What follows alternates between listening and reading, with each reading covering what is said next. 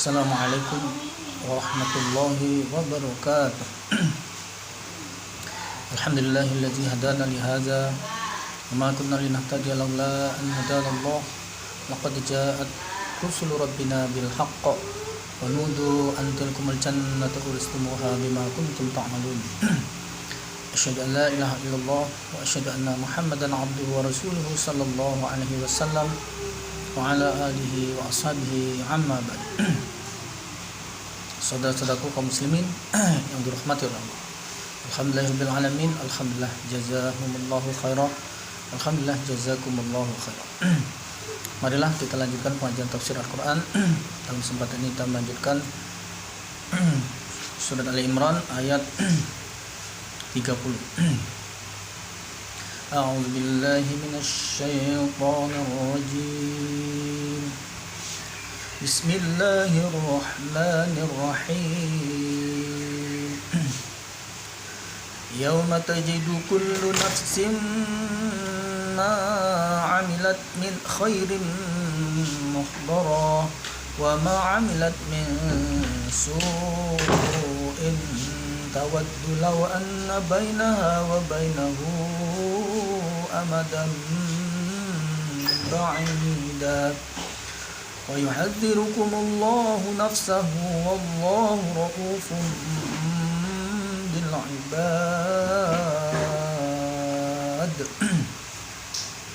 Langsung kita maknai. Yauma, pada harinya, tajidu menjumpai, menemui, menjumpai. Siapa? Kullu nafsin, setiap diri, setiap orang.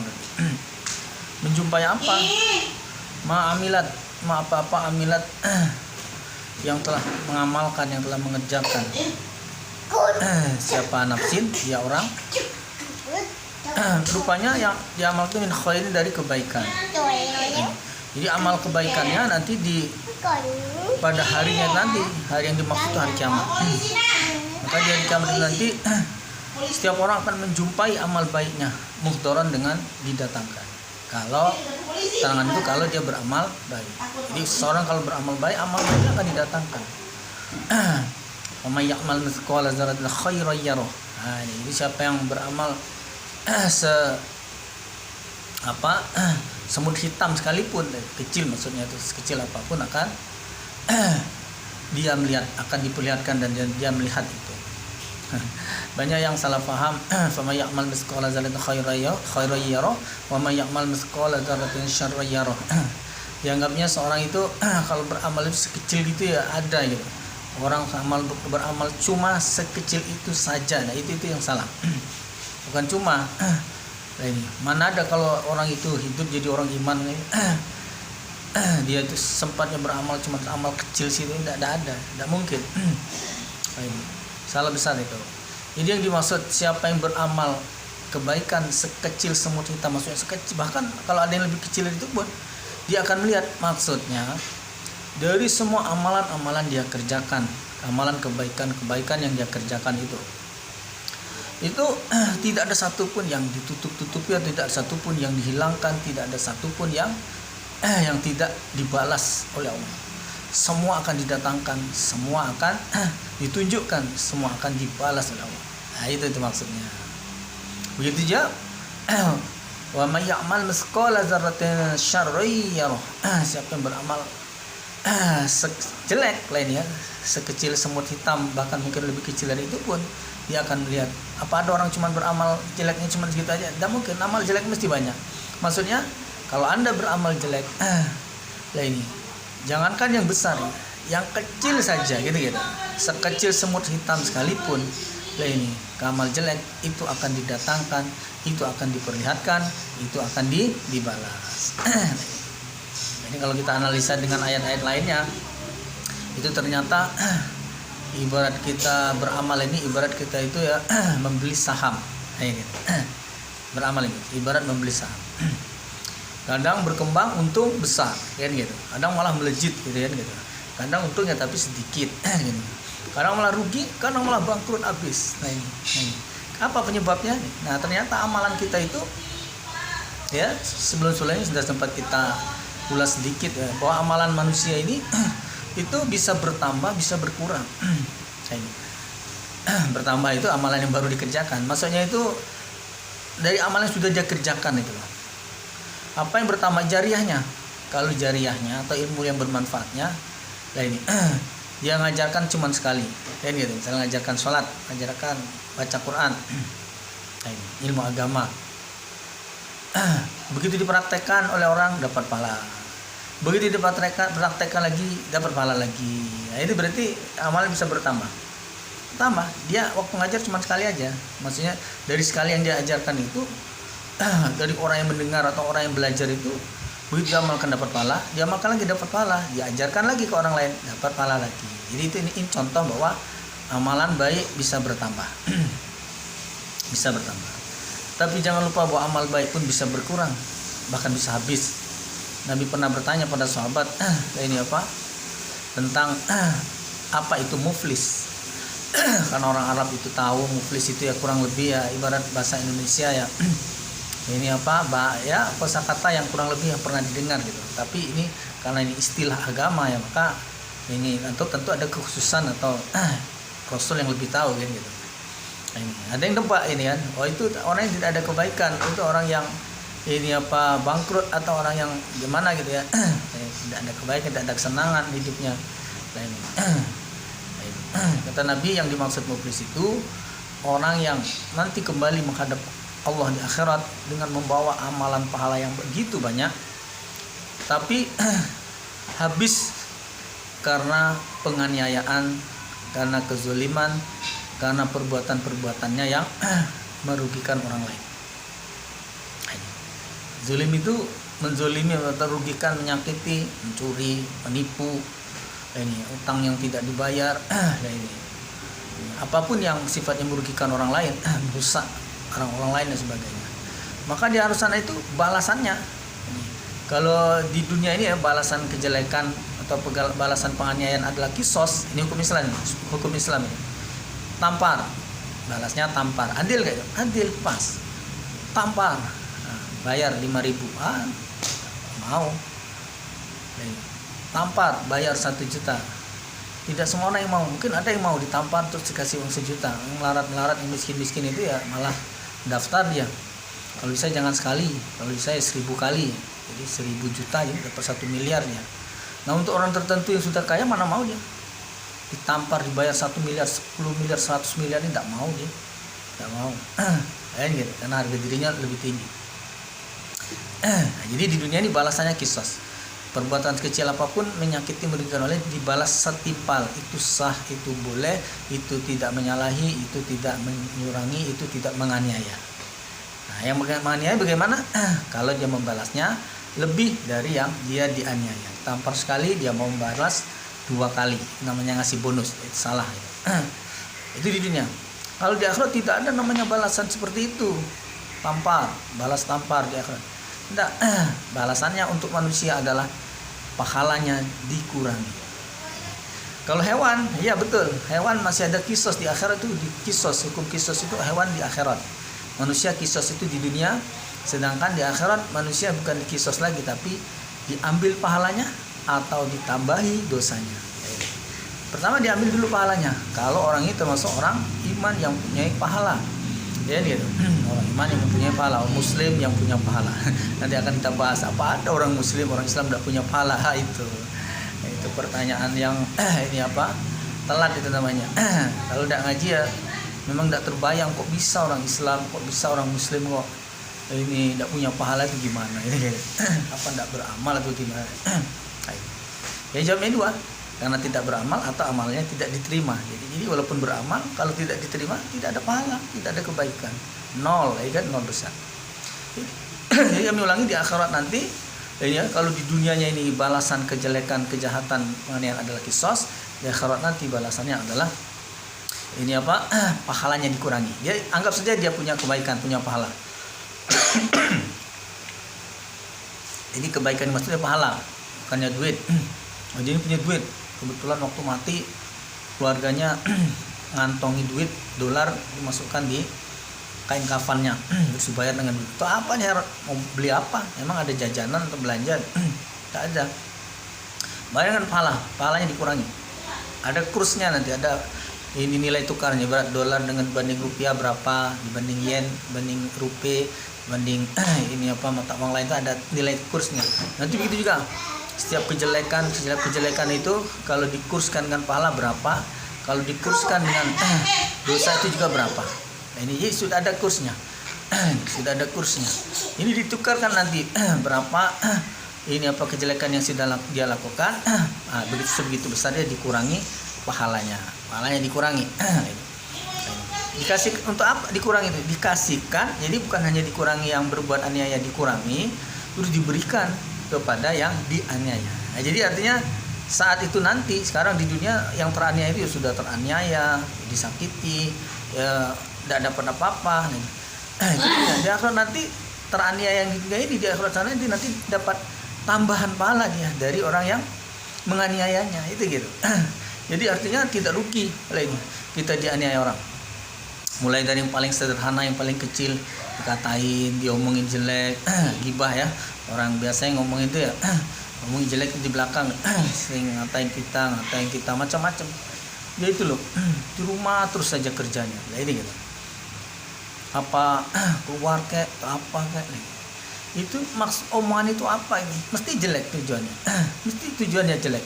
Nah itu walaupun dianggap tidak mengandung istilahnya itu materi atau uang, kawan, tidak ada itu, tidak ada kaitan materi uang, tidak ada itu, tidak ada nilai rupiahnya berapa itu, tapi itu ya mendiskreditkan itu orang itu dengar iya ya, udah menganggap jelek itu, tidak keluar rumah itu, jangan pesugihan itu, gitu, macam-macam nanti seuzon orang apabila mendengar isu-isu yang seperti itu. Nah itu penganiayaan, nanti di akhirat ini orang yang mengisukan jelek itu tadi dia akan dikurangi pahalanya kalau dia punya pahala.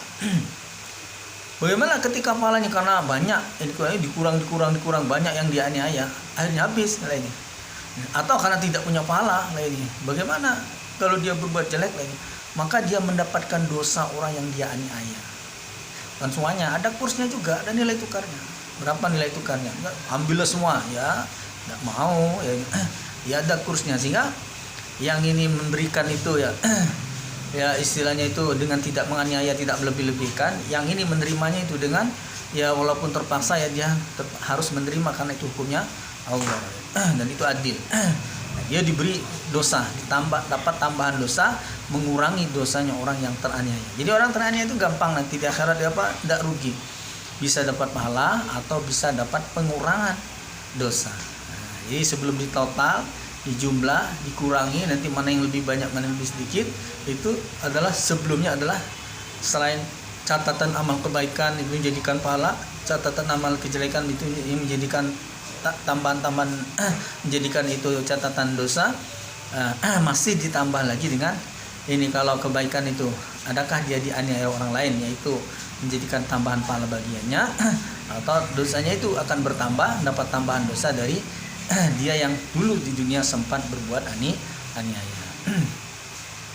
Jadi gimana kalau kita sudah terlanjur berbuat aniaya, menganiaya, menyakiti orang lain dan sebagainya, itu gimana? Ya itu ada jalan keluarnya. Yang nanti ditagih, dibalas di akhirat seperti itu tadi, diambil pahala atau ditambahi dosa tadi, itu bagi yang dulu di dunia belum selesai, tidak selesai. Belum clear. Belum clean and clear, belum clear. Ini belum di ini apa? Belum di saling islah lah ini, saling ridho, saling ikhlas ini belum. Jadi bagaimana caranya? Ya dulu di dunia waktu kita mumpung masih hidup ini gitu. Kesalahan apapun yang kita kerjakan pada orang lain, kita harus berani gentleman ngomong minta maaf. Ngomong minta maaf lah ini. Sehingga selesai ya gitu. Di dunia ini kadang-kadang urusan dunia ini tidak cukup dengan minta maaf, dan seolah-olah yang memberi maaf itu mempunyai hak veto. Nah, ini hak veto apa? Hak veto untuk memberi maaf atau tidak memberi maaf. Nah, ini salah itu. Jadi orang yang meminta maaf ya, itu pengampunan, minta ampun kepada sesama manusia, itu namanya meminta maaf. itu saja kewajibannya. Nah, ini tidak tergantung, tidak terkait dengan orang yang dianiaya itu memberi maaf atau tidak, itu tidak masalah. Yang penting dia minta maaf dengan tulus. Maka Allah sudah memaafkannya. karena dia sudah minta maaf. Adapun orang yang tidak memaafkan, ini malah kesalahan itu kembali kepadanya, gitu. Jadi maka kita ya adalah bodoh sekali ya. Kita sudah teraniaya, sudah tersakiti. Manakala orang yang menganiaya kita itu sadar, insaf, jadi orang baik, terus minta maaf pada kita, terus saya tidak mau sampai kapanpun, sampai kiamat, sampai akhirat saya tidak mau memaafkanmu. Salah besar. Ya, dia sudah clear urusannya, kita malah jadi urusan di akhirat lainnya, nambah dosa itu. Nah, ada nambah pahala, keliru, tidak mungkin nambah pahala. Nah ini, jadi salah ya, yang masih punya pahaman seolah yang memaafkan itu seolah punya hak veto, ini kan, hak veto seolah hak yang betul-betul terserah kita loh, mau dimaafkan atau tidak. Kalau kita maafkan berarti dia belum dimaafkan, gitu. Padahal tidak seperti itu. Kalau orang sudah minta maaf, selesai urusan dia, tinggal urusannya sama kita. Terus apa untungnya kita memberi maaf? Oh, kita memaafkan itu untung. Orang minta maaf saja mendapat ridho Allah sehingga dosanya diampuni karena dia mau bertobat minta maaf, mau memperbaiki hubungan. Apalagi yang memaafkan yang pernah disakiti, dia mendapat ridho Allah dan mendapat pahala yang lebih besar daripada orang yang minta maaf. Ada lagi kesempatan yang dapat pahala yang lebih besar, yaitu memaafkan kepada orang lain yang menyakiti, yang menganiayanya sebelum orang itu meminta maaf. Itu lebih besar. Jadi kalau kita motivasinya mencari pahala, maka tidak usah menunggu orang minta maaf. Sebelum dia minta maaf, kita sudah maafkan. Atau biar tidak lupa lainnya, begitu orang berbuat jelek pada kita, langsung kita kasih tahu, saya sudah memaafkan kamu tidak usah susah, di dunia pun di akhirat saya tidak akan ada tuntutan terhadap kejelekanmu pada saya.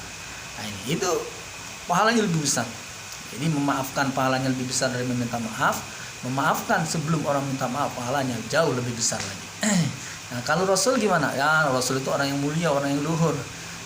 Dia bukan hanya tidak membalas kejelekan dengan kejelekan. Kalau kisah tadi kan kisos, boleh, halal, sah, karena itu kisos, membalas setimpal, adil. Kalau dia sudah tidak membalas ya gitu, malah mendoakan yang lebih baik atau yang terbaik untuk orang-orang yang menganiayanya. Nah, itu kita susah nirunya itu. Walaupun teorinya tahu, cuma kita mau nirunya ya, karena hati ini sakit kan ini. Sakitnya di sini, apa di sini ya ini. Kok sakit semua? Sini sakit, sini sakit. Entah yang masuk angin yang mana, pokoknya sakit semua ini. Lagi punggung sakit juga, ini pinggang sakit ini. Gara-gara disakit itu jadi semua badan ini sakit, pegel semua. Kepala jadi pusing kan gitu. Itu kita kalau Rasul itu.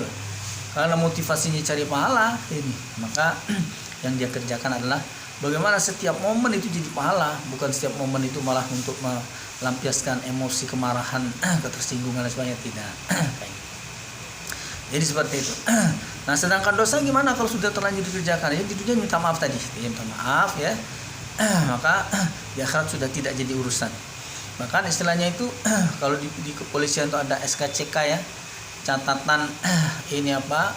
Istilahnya tuh seseorang itu catatan kriminalnya itu ya, tidak akan bisa hilang itu kalau dia mengerjakan kejelekan atau kriminal yang sudah berketetapan hukum tetap kan gitu ya, ditetapkan oleh pengadilan, oleh hakim, itu catatannya akan tetap ada ya, tidak bisa hilang. Nah beda dengan catatan amalnya Allah ini, catatan amalnya yang diperintahkan Allah pada malaikat itu, mencatat dosa itu adalah ketika dia belum bertobat saja.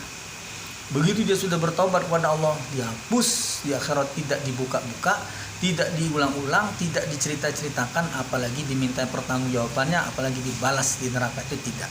Jadi dosa yang sudah minta ampun selesai. Mantaba kamalayan zanba ilaih. Siapa yang bertobat berarti seperti orang yang tidak ada dosa atasnya, selesai, seperti tidak mengerjakan kesalahan. Nah, maka kita untung kalau suka bertobat, senang bertobat, hobi istighfar. Nabi dong jarang atau bahkan tidak pernah berbuat salah, tapi banyak istighfarnya. Beda dengan kita. Ini sering atau banyak berbuat kesalahan tapi jarang istighfarnya, itu kita. Jadi Nabi duduk, diperhatikan oleh sahabat Nabi, kalau duduk mesti dia baca istighfar. Wabi fili waktu balik ingat lantar tahu durim atau bacaan istighfar yang lain. Astagfirullah paling pendek, astagfirullahaladzim boleh, astagfirullahaladzim alladzilla ilaha illa huwal hayyul qayyum wa atubu ilaih. Atau raja istighfar, Allahumma anta rabbi la ilaha illa anta khalaqtani wa ana abduka wa ana ala dika wa dika mastata'tu a'udzuka min syarri ma sana'tu wa bika bi ni'matika alayya wa a'tarfu bi dhunubi faghfir dhunubi innahu la yaghfiru dzunuba illa anta. Raja istighfar. Wallah sekali. Jadi kita harus sering-sering bacain daripada ngomel-ngomel ya kan. atau nyanyi kebiasaan ini ada di jalan naik motor nyopir nyanyi karena setel musik sambil nyanyi penting istighfar. Astagfirullah. Depan rem dadak icit ini astagfirullah cewek cantik nyebrang ini astagfirullah ini banyak istighfarnya. Banyak istighfar untung jadi seperti itu. Nah, berarti ya sudah diberi penjelasan bahwa yang akan dibuka nanti di sana hal-hal kalau ini pahala adalah pahala yang masih utuh, gitu. Pahala yang masih utuh yang akan tetap dibalas. Kalau yang pahala yang sudah berkurang, yang berkurang tadi belum dibahas. Pahala yang berkurang yang bagaimana? Bertambah tadi jelas sudah ya bertambah, karena dia mengajarkan ilmu misalnya jariah. Atau dia membuat tempat ibadah jariah bangunan atau jariah apa ya sehingga dimanfaatkan untuk ibadah jariah Al-Quran ya. Ya ini saat dibaca orang dapat pahala, terus tutup baru dapat 2 ayat itu tuh. Nanti ada lagi yang baca 3 ayat dapat pahala lagi, baca 1 rukuk dapat pahala lagi, baca 1 surat dapat pahala lagi, ada yang baca lagi dapat pahala lagi gitu. Itu yang penambahan. Yang pengurangan bagaimana? Ya itu tadi pengurangan pahala adalah apabila dia berbuat aniaya tadi maka dia akan dikurangi dan tidak akhirat. Ada satu lagi yang besar, ada beberapa yang sangat besar dengan sangat fatal, yaitu manakala seseorang memelihara sifat iri dengki di dalam hatinya. Maka Nabi sampai menasihatkan wa iyyakumul hasad, takutlah kalian pada iri atau dengki. Fa innal hasad yakulan hasanah, sana sesungguhnya iri dengki itu memakan atau menghabiskan, merusak, menggerogoti pada kebaikan sehingga pahala. Kama yakulan nar alal khatab, seperti api yang membakar kayu bakar. Wah, kurang banyak. Sebanyak apapun kayu bakar habis dimakan api. Begitupun sebanyak apapun pahala akan habis dimakan kayu bakar. Maka kita jangan punya sifat iri. Orang di rumah lagi ngopi, lagi istirahat, lagi sarapan, lagi di rumah istri mudanya kan gitu. Kita iri. Wah, itu apa? Kerjaannya kawin aja. Kawin aja kerjaan.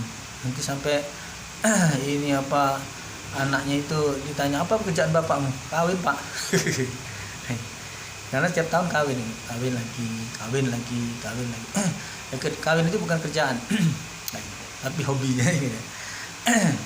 Jadi orang yang lagi sama istrinya senang-senang happy kita iri di sini, kenatin sambil ngopi itu loh, kobokan tangan tuh lagi terminum lagi gara-gara iri tadi, waktu dilemparkan gitu, kobokannya pecah karena yang lain lagi nih, gara-gara iri tadi lah. Di dunia aja udah banyak mudorotnya lagi, apalagi di akhirat. Jadi sifat iri itu bisa habis pahalanya, nanti dia kaget nanti di akhirat.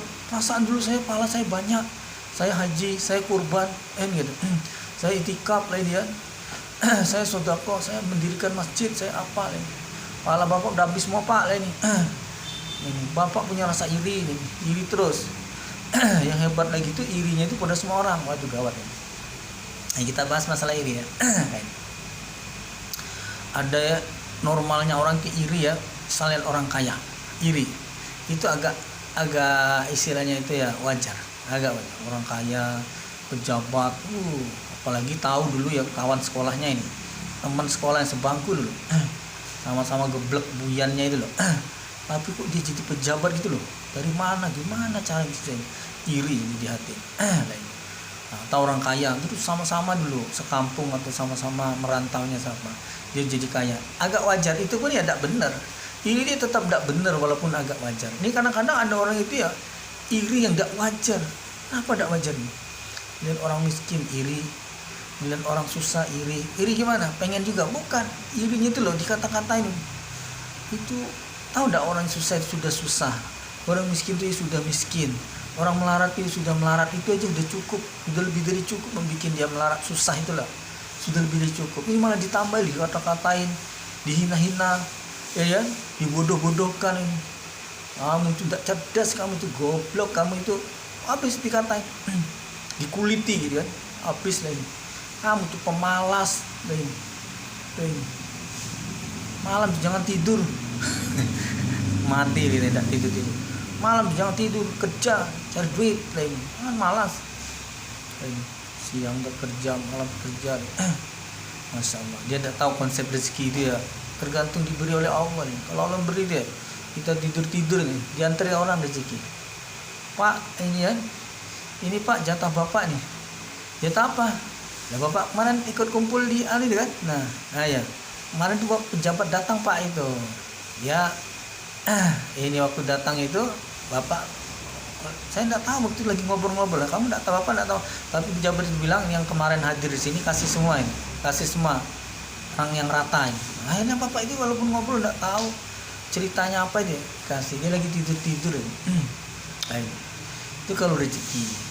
Kalau tidak rezeki itu ya sudah jatah kita, memang duit kita, gaji kita, lainnya pendapatan kita taruh di dompet atau kita taruh di mana di tas itu ya, copet orang kayak gitu. Memang duit kita ya dicopet orang tuh loh. Walaupun duit kita kalau dicopet orang hilang kan gitu. Walaupun duit kita kalau diambil orang, dicuri orang, ya hilang. Kan duit saya, ini memang duit Bapak, tapi hilang kayak gitu. Gak bisa lagi untuk pembayaran, mau bayaran sekolah atau bayaran apa ini. Mana Pak duitnya? Oh hilang Bu, gimana ini sudah ini? Ya harus bayar Pak ini. Kan duit saya tadinya ada nih, mana tahu saya Pak lah ini. Ini Bapak tadinya ada apa tidak, mana tahu kami lah ini.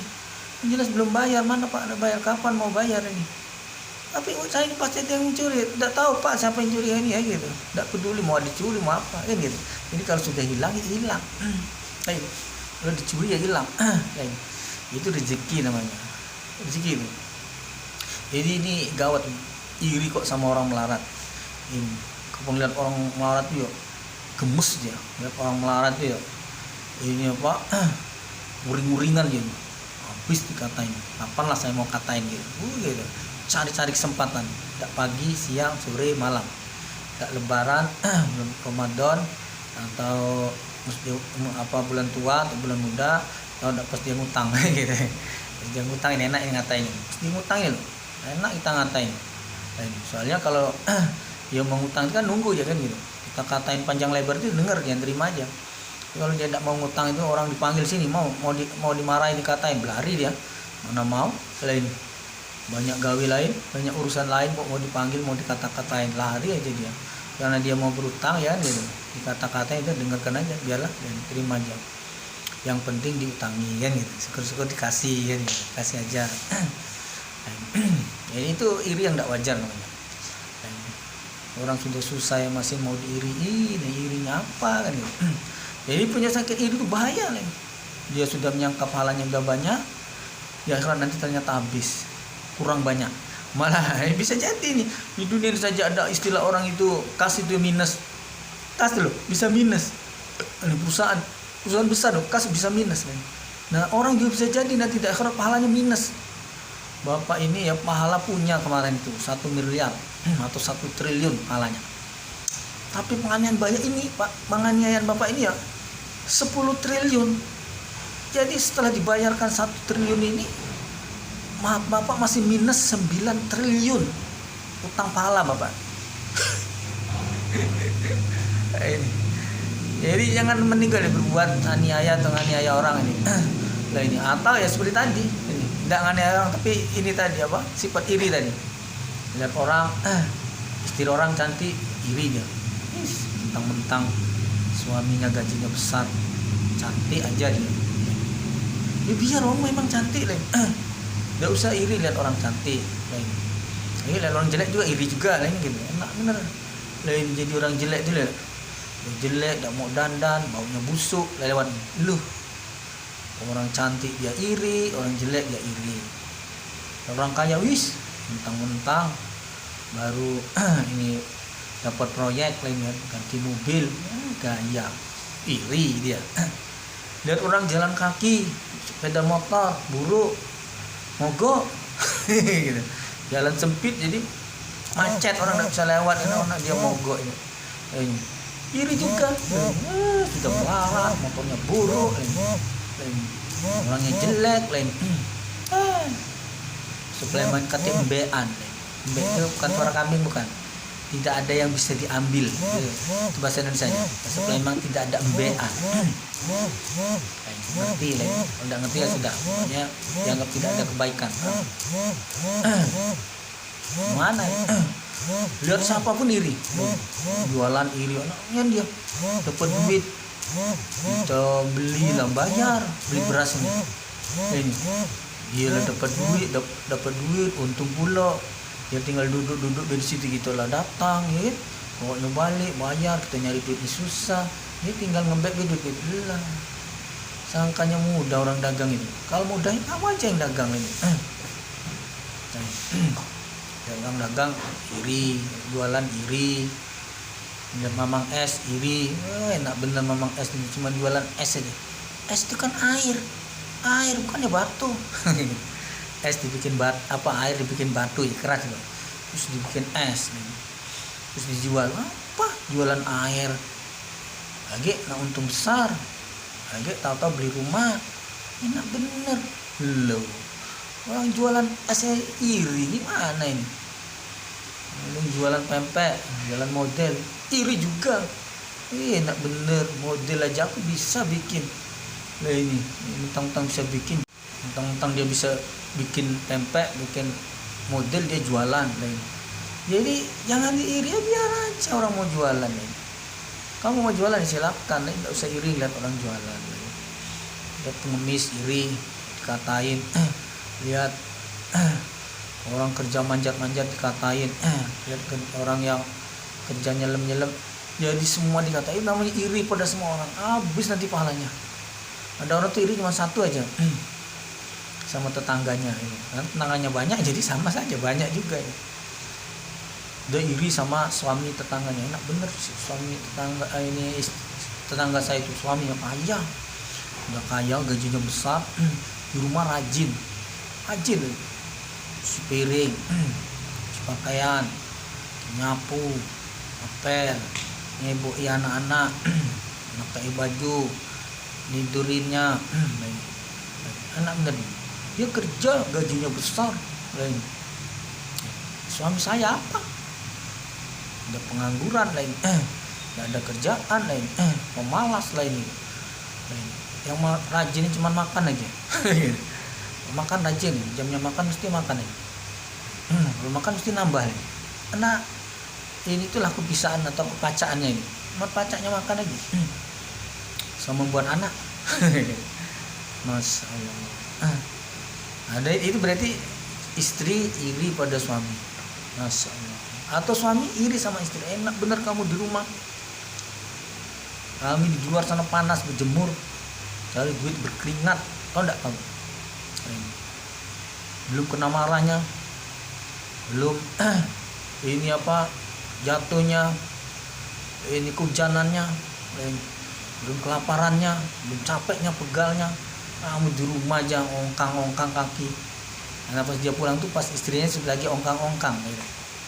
Apa ongkang lagi megang senapan gitu lah, cekrek mau nembak lakinya kan gitu. Ongkang dia kaki ditimpakan sebelahnya, goyang-goyang. Nah itu ongkang kaki.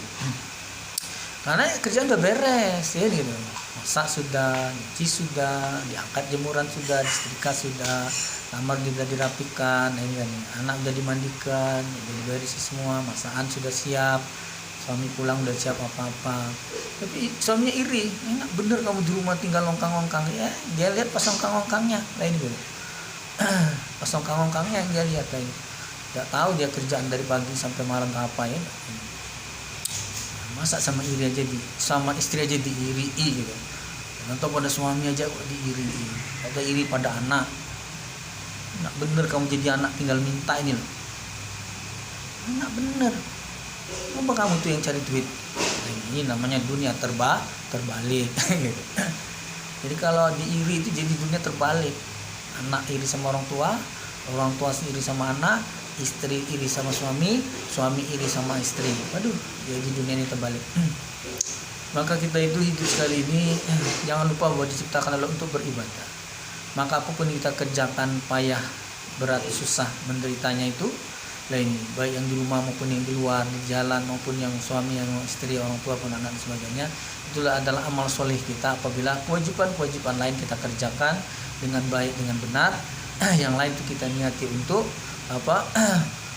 membela keluarga, untuk menafkahi keluarga, untuk melancarkan keluarga saya ini supaya semuanya bisa hidup sekalian, bisa ibadah, bisa masuk mati nanti ya masuk surga selamat dan neraka. Jadi semua bisa jadi pahala, maka tidak perlu iri. Jadi banyak pembahasannya ini ya, apa yang kalian jumpai dari kebaikan akan didatangkan. Begitu juga wama amilat, dan apa-apa amilat yang mengamalkan siapa nafsin dari seseorang, siapa saja ya, saya ya, kita ya, semua orang. Min su'i, dari kejelekan. Jadi kejelekan itu apapun yang dilarang dikerjakan jelek itu. Atau ini apapun yang menjadi dosa itu jelek. Ini seperti tidak mengerjakan. Masa kita tidak mengerjakan apa-apa jadi dosa? Iya, kalau itu perintah, kalau tidak dikerjakan itu jadi dosa. Jadi tidak mesti kejelekan itu apa yang kita kerjakan, yang jelek yang kita kerjakan saja. Yang jelek yang kita kerjakan itu dosa, kebaikan yang tidak kita kerjakan itu juga dosa. Kan gitu.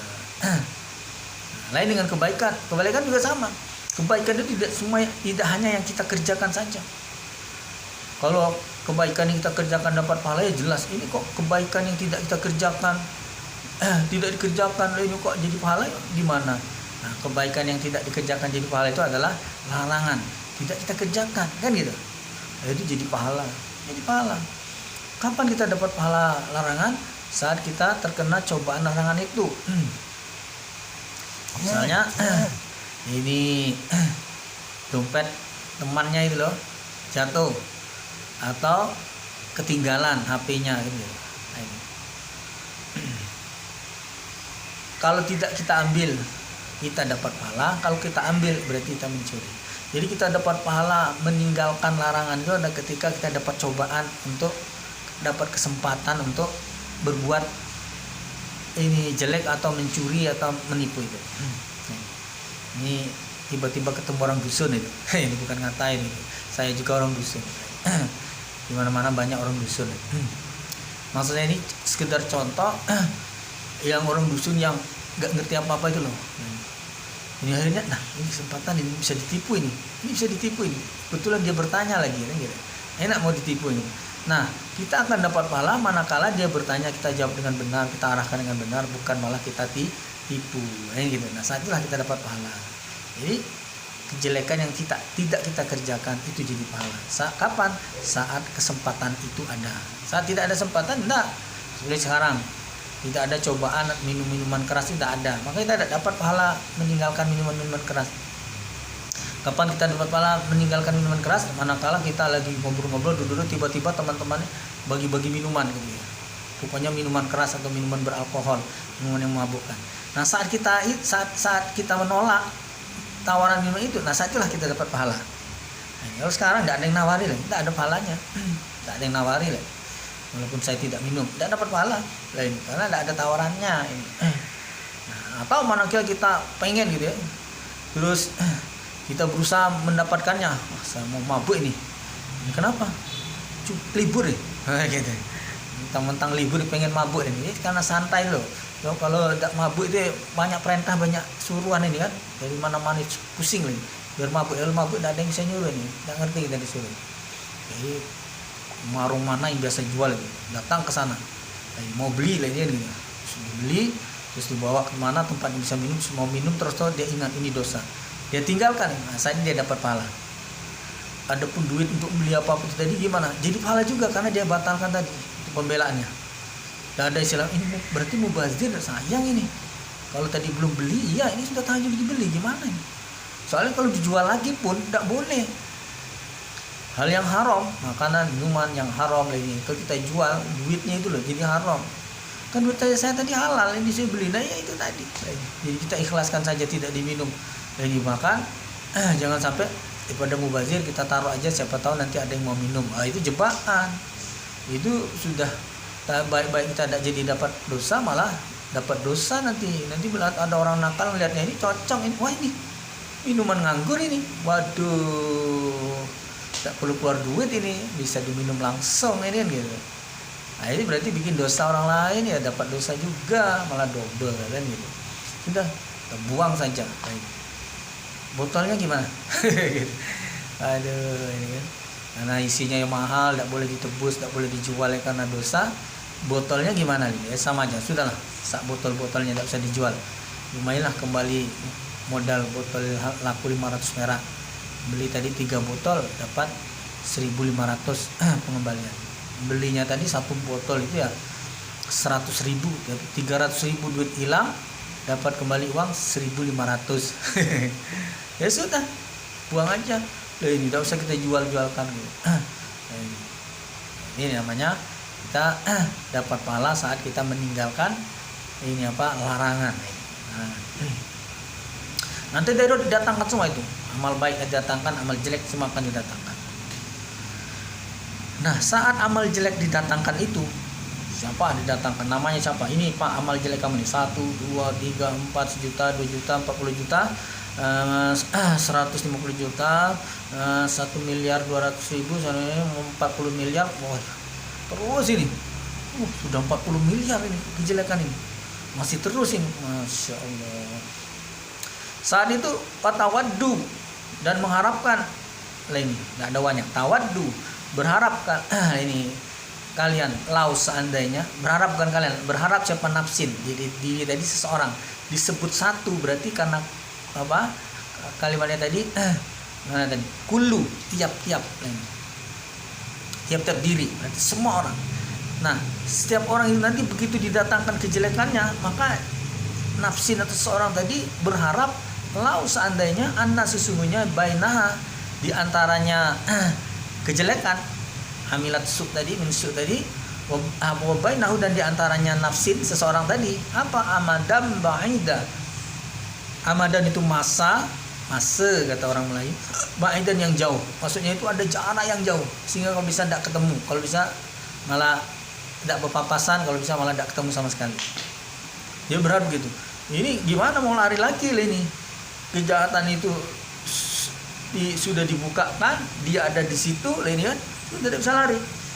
Ibaratnya itu ini di situ ya ada polisi, kita ada di situ, terus kasusnya itu lagi kasus apa, terus ada saksi itu langsung nunjuk kita, itu ini orangnya Pak, pelakunya ini lah, nggak bisa lari lagi kan gitu. Dia berharap ada jarak yang jauh itu, misalnya memang terjadi kasus itu kita pelakunya, tapi kita sekarang ada di Timur Leste gitu. Jadi agak jauh kan gitu, polisi mau ngejarin jauh. Jadi berharap seperti itu, kalau bisa saya ada di ujung dunia lah ini. Jadi walaupun ada kesalahan, saya ada di ujung dunia sehingga tidak berharap tidak ketemu dengan ini. Saking bahwa kejelekan itu saat dulu di dunia dikerjakan itu dengan senang hati, bahagia, happy, tapi nanti di akhirat dia malah berharap kalau bisa tidak pernah ketemu dengan kejelekan yang dia pernah kerjakan itu. Berarti waktu dulu dia dikerjakan itu happy itu happy yang semu, happy semu.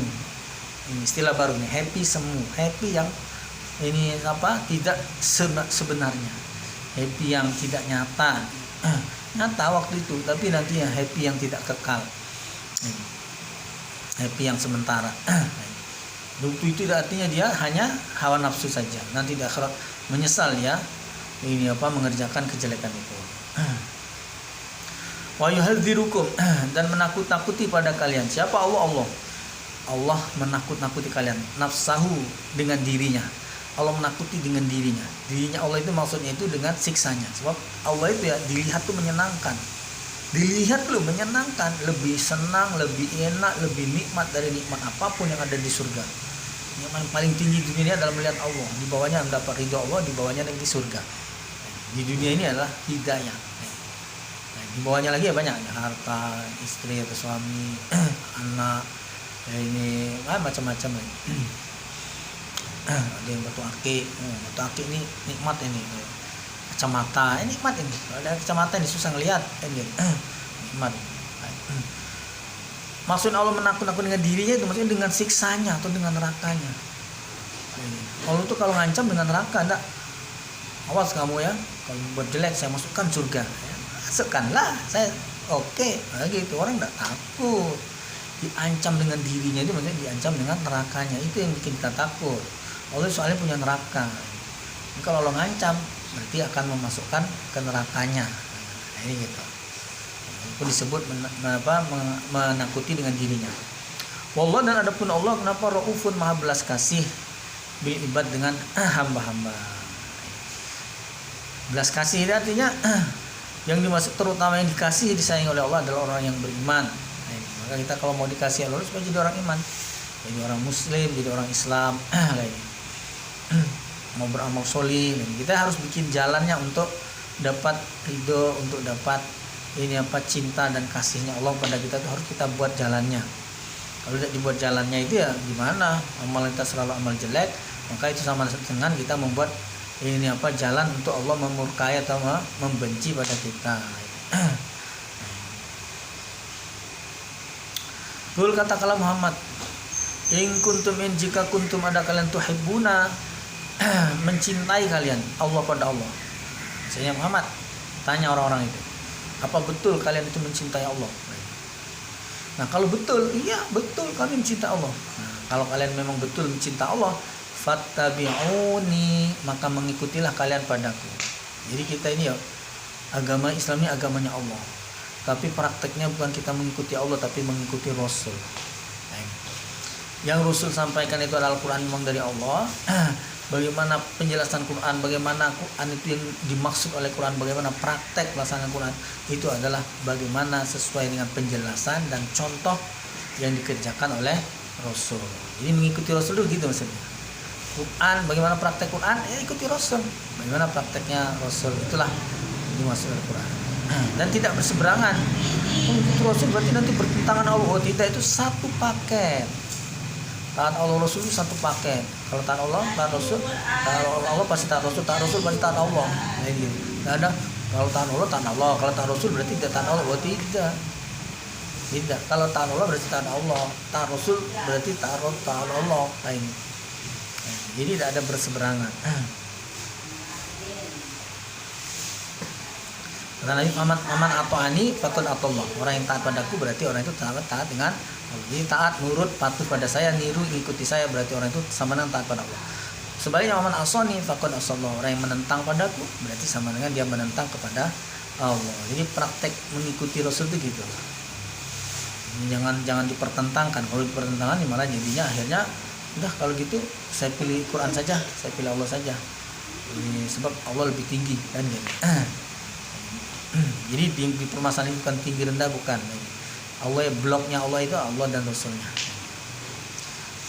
Nah jadi praktek kalau kalian benar-benar mencintai Allah, cintai apa, ikutilah saya.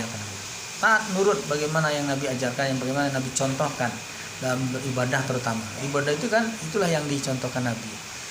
Urusan dunia ada juga yang dicontohkan, tapi yang utama misi kerasulan itu adalah menyampaikan syariat agama ini, menyampaikan syariat agama dengan tata caranya itu bagaimana pelaksanaannya.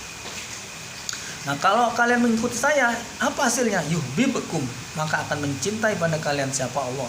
Maka Allah akan mencintai kalian, balasannya. Tidak hanya dicintai, wa yaghfir, dan akan mengampuni Allah lakum pada kalian. Apa yang diampuni? Dzunubakum, dosa kalian. Allah dan adpun Allah, kenapa? Ghafurun, maha pengampun, rahim, penyayang. Pengampunnya Allah pun kalian salah, dulu kalian itu jahiliyah, dulu kalian itu banyak dosa, dulu kalian itu belum Islam, dulu kalian itu belum iman, dulu kalian itu musyrik, dulu kalian itu ya menentang Allah. Nah, tapi karena sudah mengikuti hidayah, mau Islam mau jadi orang iman, Allah akan ampuni karena Allah itu maha penyayang. Qul katakanlah Muhammad, ati Allah, taatlah kalian pada Allah. Praktekkan Allah yang kita ngaji Quran nanti sampai paham terus diamalkan. Dibela, ditaatin, kerjakan sampai mati niatkan Allah. Wa Rasul pada Rasul. Jadi kita taat pada Rasul karena itu perintah Allah. Kalau seandainya tidak ada perintah Allah untuk taat pada Rasul, tidak perlu kita taat pada Rasul.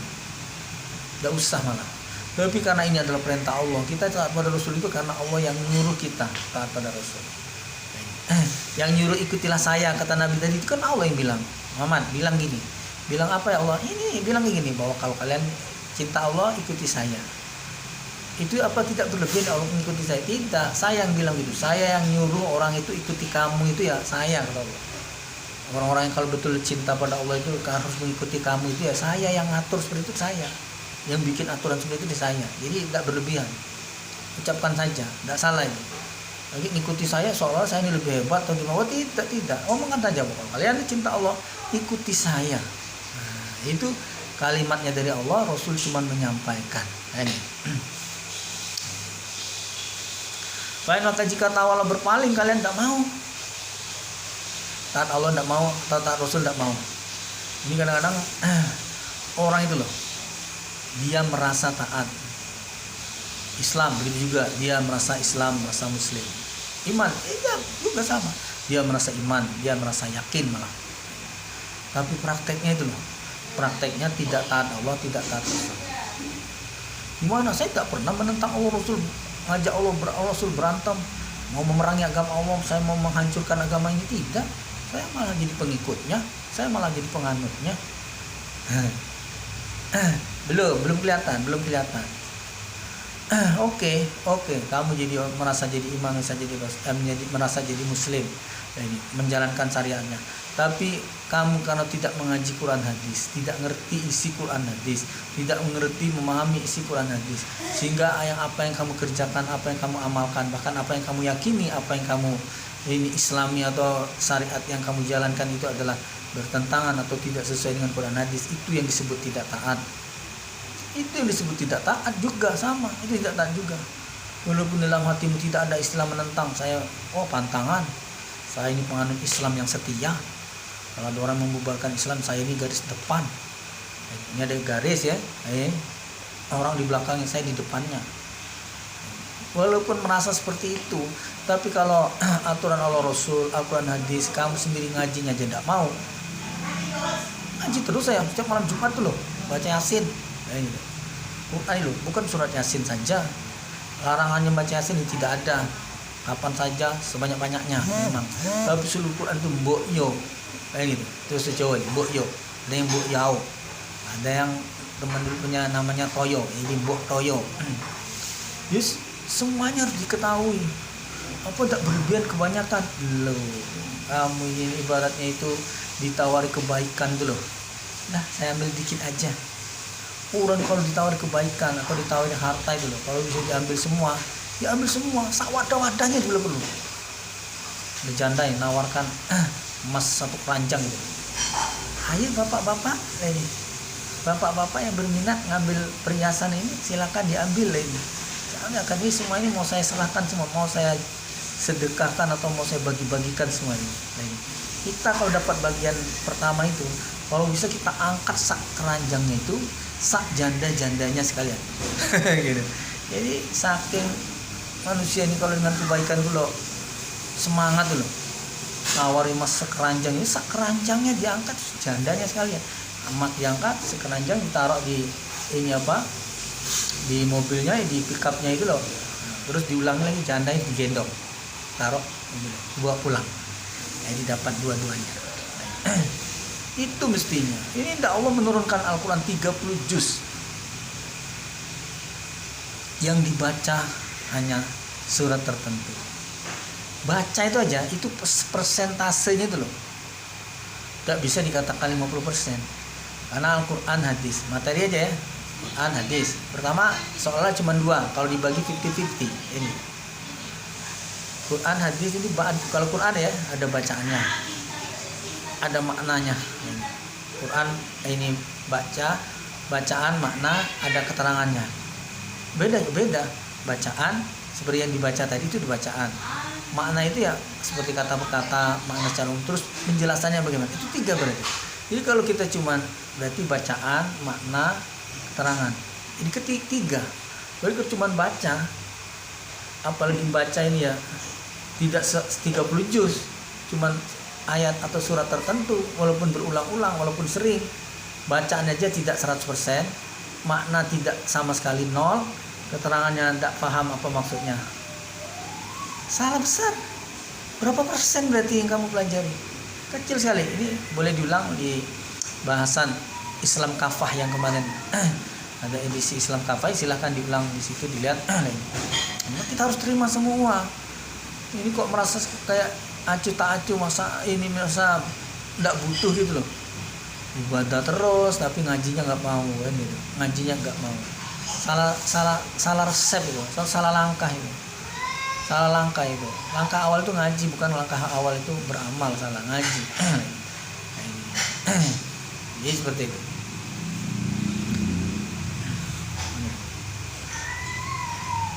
Kalau kamu berpaling, tidak mau dengan taat Allah Rasul tadi, tidak mau mengikuti Rasul tadi, tidak mau mengikuti Rasul, prakteknya apa?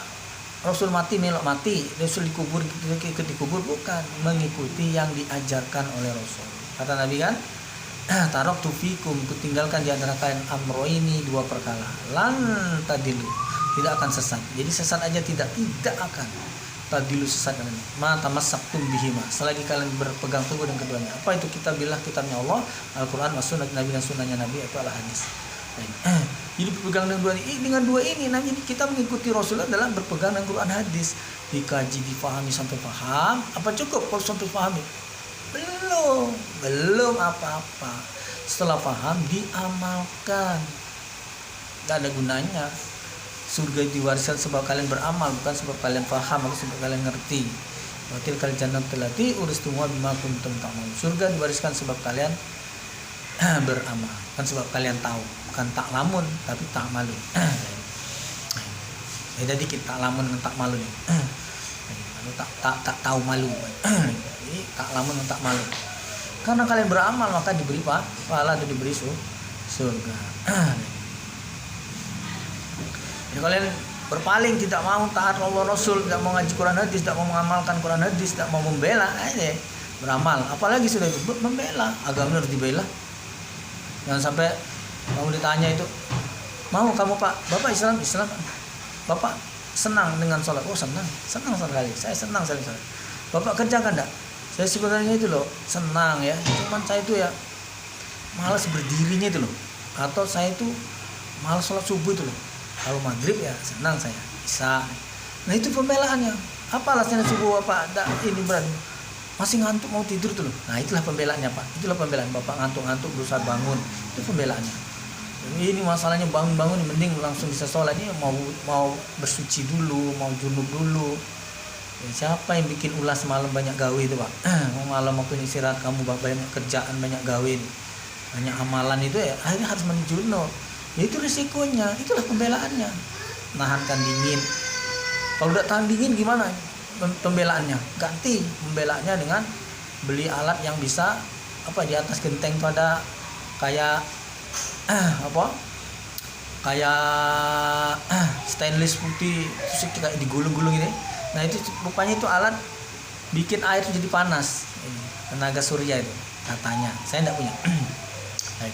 Itu begitu mau mandi tinggal setel, yang masukkan air dingin dulu baru air panas, enggak perlu ngerebus air, enggak perlu ngebus di air di kompor, enggak perlu, di situ aja tel, tinggal keluar. Nah dicoba, jangan kepanasan, kurang panas tambah dikit lainnya, kepanasan tambah air lagi. Ini kerannya sudah di situ semua, bukan kurang air terus ngambil dulu ke sungai, enggak. Nah, ini udah di keran. Membela itu namanya pembelaan. Bagaimana air sungai bisa sampai ke rumah, bagaimana air pam bisa sampai ke rumah, pasang pam lain. Bagaimana air pam supaya datang terus, bayar. Kalau tidak bayar diputus lain. Itulah pembelaannya. Itu pembelaannya. Nah, saya dingin itu airnya dibikin yang hangat. Saya dingin bajunya, beli baju hangat. Baju apa baju hangat? Terserah baju apa namanya baju hangat. Baju terbuat dari listrik lain kan. Dan ada hangatnya ini. Terserah, pokoknya itulah pembelaannya. Itulah pembelaannya. Nah, ini. Saya berat ke masjidnya itu. Berat apa? Mau jalan kaki. Beli mobil Pak. Atau upah orang, bayar orang untuk gendong, untuk mikul atau untuk dorong kursi roda. Itu pembelaan. Nah itu namanya pembelaan. Jadi pembelaan itu tenaga, pikiran, waktu, harta yang kita keluarkan sehingga ibadah perintah Allah ini bisa terlaksana. Itulah pembelaan. Definisi sederhana pembelaan. Apa urusan ibadah, bagaimana supaya terlaksana, itulah pembelaan. Perlu duit, pakai duit. Perlu suara, pengajian. Jadi kalau gurunya itu ini mau belajar silat atau apa nih, gurunya bicara walaupun seret kan loh. Kadang-kadang panitianya atau kadang-kadang tuan rumah itu ya gak nyiapkan minum lah itu. Itu ya kebangetan, serak lagi. Kadang-kadang ngantuk gurunya ini karena banyak kerjaan ini tadi, kerjaan lembur malam gini gitu. Siapkan apa yang bikin tidak ngantuk kan gitu. Bakso mercon kan gitu. Bakso mercon di dalam banyak cabenya itu. Nah ini sehingga gurunya itu pembelaan namanya. Nah ini. Nah, kalau kamu berpaling tidak mau, fa innallaha, maksudnya Allah la yuhibbu, tidak senang ya Allah. kafirin pada orang kafir. Allah tidak senang pada orang kafir. Jadi tidak mau membela agama Allah, tidak mau ini beramal, tidak mau memahami Quran hadis, tidak mau taat Allah Rasul, itu sama dengan kita jadi orang kafir. Maka kita kalau jadi orang iman, jadi orang Islam harus ini apa? Harus jadi orang iman, beriman, harus muslim, harus mengerti syariat, harus mau ngaji, harus mau beramal, harus mau membela agama Allah. Harus paket itu, tidak boleh dipilih. Paket lain. Mau dimakan tidak dimakan, pokoknya udah satu paket. Innallah semuanya Allah. Kenapa Allah istofa telah memilih dia Allah Adam pada Adam, wa Nuhan dan pada Nuh, wa ala Ibrahim dan kepada keluarga Ibrahim sana anaknya yang jadi Nabi Rasul itu Allah pilih. Wa ala Imran dan kepada keluarga Imran. Ala itu keluarga. Kalau Ali tinggi luhur ya gitu, maka baca ala jangan ala. Kalau Ali lihat luhur pakai ain, jangan baca alif. Ali salah, Ali. Kalau alaf alif ala, keluarga Imran, keluarganya Imran. Ala mengalahkan atas itu maksudnya mengalahkan atas alamin seluruh alam di zamannya. Di Nuh, di zaman itu Allah pilih Nuh. Di zaman Nuh itu ya banyak orang, banyak Nuh dan keluarganya, tetangganya, belakang banyak, ini samping rumah Nabi Nuh itu loh, banyak tetangganya, sebelahnya di depannya banyak, sana itu masih ada, kayak tahu aja. Iya, Nuh itu banyak tetangganya, banyak yang sana. Nuh itu ya di suatu tempat, satu lingkungan yang banyak orangnya. Nah ini, yang kebetulan waktu itu ya musyrik, menyembah berhala. Nah ini, maka Allah pilih Nuh. Seandainya waktu itu Allah pilih bukan Nuh, ya sudah. Misalnya Allah pilih misalnya itu Pak Paitul. Saya pernah dengar nama guru apa nama siapa itu namanya Pak Paitul. Seandainya di zaman Nabi Nuh ada namanya Pak Paitul, terus Allah pilih jadi Rasul, maka Allah memilih Pak Paitul itu jadi Rasul. Rasul kita Pak Paitul. Bahasa apa lah ya Pak Paitul? Tidak ngerti saya. Atau nama orang daerah mungkin. Ya kalau saya Pak Paitul ya Pak Paitul itu yang jadi. Nah, kebetulan waktu itu Nabi pilih. Bisa saja waktu itu Allah pilih anaknya atau mantunya atau siapa, waktu itu belum punya mantu. Bisa saja. Jadi namanya Allah milih. Maka hak memilih itu Allah ya. Jangan kita ikut-ikut ngatur atau iri deh punya sifat iri tadi. Ini orang Bani Israel itu salah satunya. Tidak mau ikut Muhammad karena iri dengan Muhammad. Ini. Bahkan Isa itu sama-sama Bani Israel. Kalau Muhammad ya oke, tidak Bani Israel. Amin. Kalau tidak Bani Israel, no. Kalau Bani Israel, yes. Dia membatasi diri sendiri. Akhirnya terkukung sendiri, terkekang sendiri, terbatas sendiri. Ini. Bagaimana kalau Allah tidak menjadikan Rasul-Rasul itu dari Bani Israel? Kalau kamu ngotot tetap dari Bani Israel, sudah. Akhirnya kamu tidak ada Rasul yang kamu ikuti karena kamu harus mengharuskan, mengisyaratkan bahwa Rasul itu harus dari Bani Israel. Sama aja orang Palembang. Misalnya ini kami orang Palembang.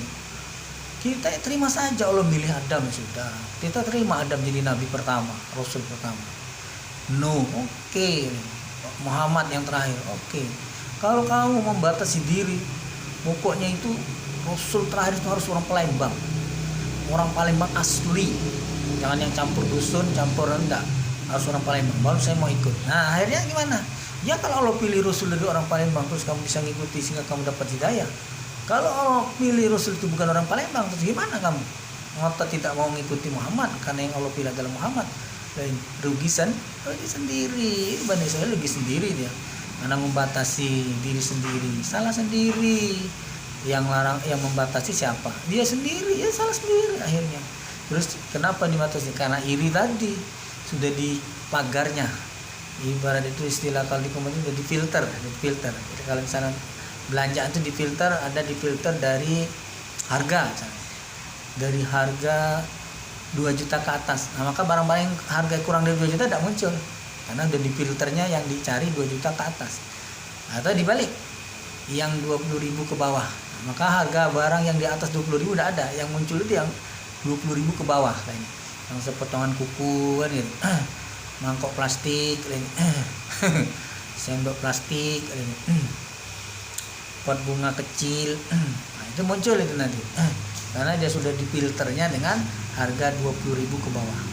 Pena satu ini kotak ini lah 15.000 lawan, itu di bawah 20.000 muncul itu nanti, karena sudah difilter sendiri. Maka kita jangan membatasi sendiri, yang membatas-batas itu Allah, kita tinggal ikut saja, tidak usah kita membatas-batas dia, akhirnya kita terjebak sendiri dengan pembatasan yang kita buat sendiri.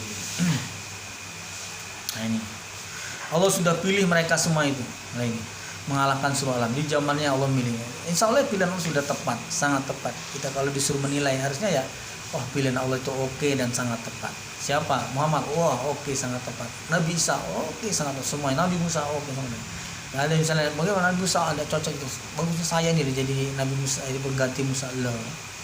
Belum tentu kita mampu, apalagi di zaman Bani Israel itu Musa yang begitu kuat itu ngelawan itu aja ya, di setengahnya itu ya dilecehkan oleh Bani Israelnya. Apalagi kamu yang lemes mudah masuk angin itu mau jadi rasul di zaman Bani Israel itu, habis kamu ya dibikinnya peyek oleh Bani Israel, bejek-bejek bikin peyek. Enggak usah kita nyalon-nyalonkan diri. Yang penting kita kebagian jadi orang iman saja itu sudah syukur. Jadi orang iman dapat hidayah ya syukur sudah. Nah, untuk lebih dari itu ya tidak usah, kalau Allah beri ya terima gitu. Alhamdulillah jadi orang iman diberi lebih oleh Allah, istrinya 2. Alhamdulillah. Usahanya 2, perahunya 2. Ada orang mau bilang perahunya 2 itu orang yang nelayan-nelayan itu loh, punya perahu 2. Baik, lebih enak daripada punya perahu satu. Yang satu bisa dibawa sendiri, yang satunya disewakan. Jadi bisa setoran uang, bisa setoran ikan. Perahu sendiri kita cari sendiri. Bisa perahu yang satu untuk cari ikan disewakan, kita perahu kita untuk santai ya sama istrinya. Bisa. Pokoknya yang diberi lebih itu enak. Diberi apa oleh Allah? Diberi ini apa? Tinggal di. Nah ini apa? Kalau tinggal itu ya relatif. Yang kota bilang enak tinggal di kota, dusun saya kalau ditawarin kota enak, saya dikasih berapa deh, kasih 5.000 saya nggak mau saya di dusun aja mau, soalnya dikasih 5.000, coba kalau dikasih 50 juta ini, oke dia pindah ke kota nih.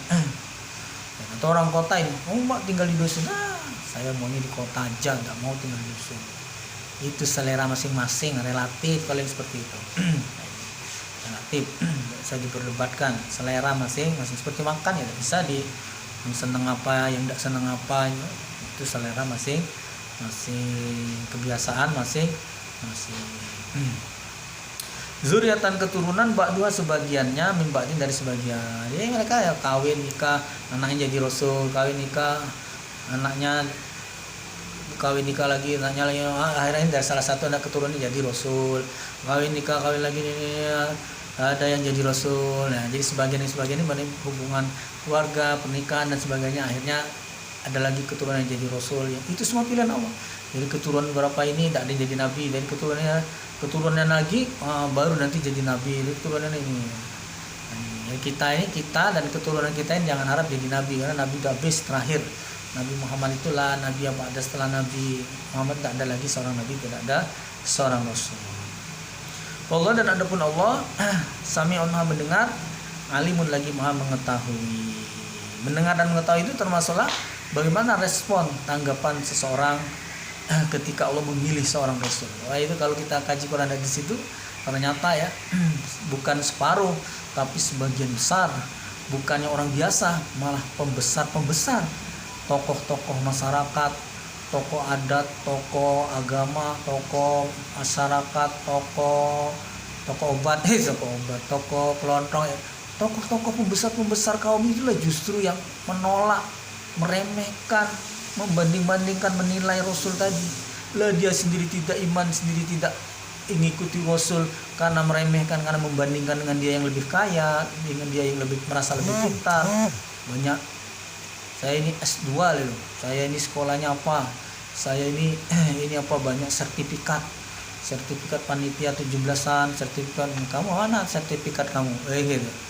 Merasa lebih hebat sehingga yang Rasul ini diremehkan, sehingga dia tidak mau iman, tidak mau mengikuti. Dan ini justru itu pembesarnya. Lah dia sendiri tidak iman, pembesarnya celakanya ini.